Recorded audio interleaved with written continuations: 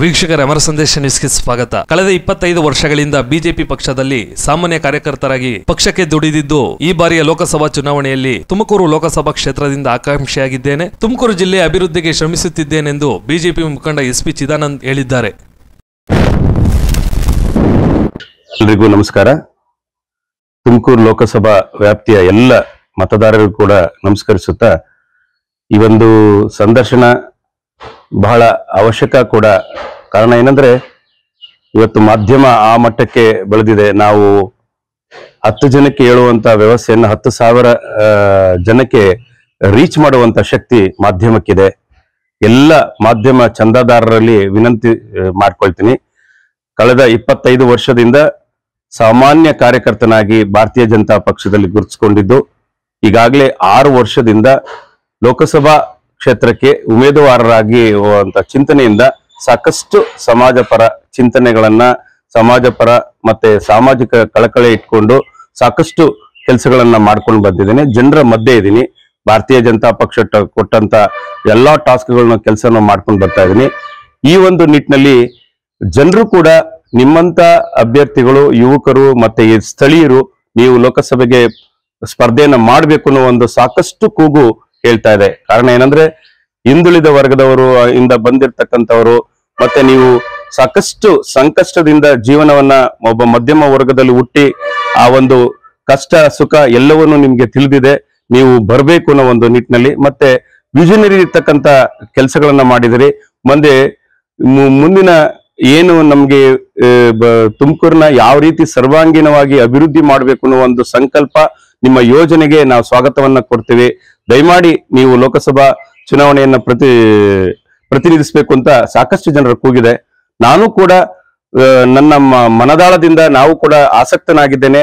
ಮತ್ತೆ ಭಗವಂತನ ಅನುಗ್ರಹ ಇದ್ದು ನೀವೆಲ್ಲ ಆಶೀರ್ವಾದ ಮಾಡಿದ್ರೆ ತುಮಕೂರಿನ ಅಭಿವೃದ್ಧಿ ಹೊಂದಿದ ಜಿಲ್ಲೆಯನ್ನಾಗಿ ಮಾಡುವ ಸಂಕಲ್ಪ. ಯುವಕರನ್ನ ಈಗ ಸಾಕಷ್ಟು ಯುವಕರಿಗೆ ಸ್ಕಿಲ್ ಡೆವಲಪ್ಮೆಂಟ್ ಕೋರ್ಸ್ಗಳು ಕೊಟ್ಟು ಸ್ವಾವಲಂಬನೆಯ ಬದುಕನ್ನ ಕಟ್ಕೊಳ್ಳಕ್ಕೆ ಸಾಕಷ್ಟು ಉತ್ತೇಜನವನ್ನ ಕೊಟ್ಟು ಲೋಕಸಭಾ ವ್ಯಾಪ್ತಿಗೆ ಬರುವಂತ ಎಲ್ಲ ಕೆಲಸಗಳನ್ನು ಮತ್ತೆ ಈ ಹಿಂದೆ ಮಾಡಿರ್ತಕ್ಕಂಥ ಲೋಕಸಭಾ ಸದಸ್ಯರು ನಿಲ್ಸಿರ್ತಕ್ಕಂಥ ಕೆಲಸಗಳನ್ನ ಮುಂದುವರಿಸಿಕೊಂಡು ಮತ್ತೆ ಅವರ ಆಶೀರ್ವಾದವನ್ನು ತೆಗೆದುಕೊಂಡು ಮತ್ತೆ ಎಲ್ಲರ ಹಿರಿಯರ ಸಹಕಾರಗಳನ್ನ ತೆಗೆದುಕೊಂಡು ಮುಂದೋಗ್ತೀನಿ. ಯಾಕೆಂದ್ರೆ ನಾವು ಏನೇ ಬಂದ್ರು ನಾವು ಹಿರಿಯರ ಒಂದು ಸಹಕಾರ ಮತ್ತೆ ಅವರ ಒಂದು ಆಶೀರ್ವಾದ ಮತ್ತೆ ಅವರ ಸಲಹೆ ಇದೆಯಲ್ಲ, ಅದು ತಗೊಂಡಾಗ ನಾವು ಪರಿಪೂರ್ಣವಾದಂತ ವ್ಯಕ್ತಿಗಳಾಗ್ತೀವಿ. ಆ ಒಂದು ನಿಟ್ಟಿನಲ್ಲಿ ಎಲ್ಲ ಹಿರಿಯರ ಸಲಹೆಯನ್ನ ತಗೊಂಡು ತುಮಕೂರಿನ ಒಂದು ಇಡೀ ಈ ಭಾರತದ ಭೂಪಟದಲ್ಲಿ ನೋಡುವಂತಹ ಜಿಲ್ಲೆಯನ್ನಾಗಿ ಮಾಡುವ ಸಂಕಲ್ಪ ತೊಟ್ಟಿದ್ದೇನೆ.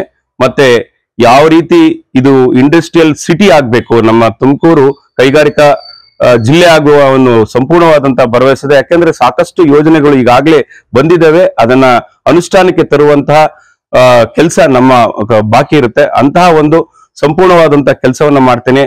ಮತ್ತೆ ಯುವಕರಲ್ಲಿ ಯಾಕೆಂದ್ರೆ ಎಲ್ಲೋ ಕೆಲ್ಸಕ್ಕೆ ಹೋಗೋದಕ್ಕಿಂತ ನೀವು ಇಂಡಸ್ಟ್ರಿಗಳನ್ನ ಮಾಡಿ ಒಂದು ಹುರಿದುಂಬಿಸುವಂತ ಕೆಲಸ ನಾವು ಮಾಡ್ಬೇಕಾಗಿದೆ. ಅದನ್ನು ಕೂಡ ಮಾಡ್ತಾ ಇದೀವಿ.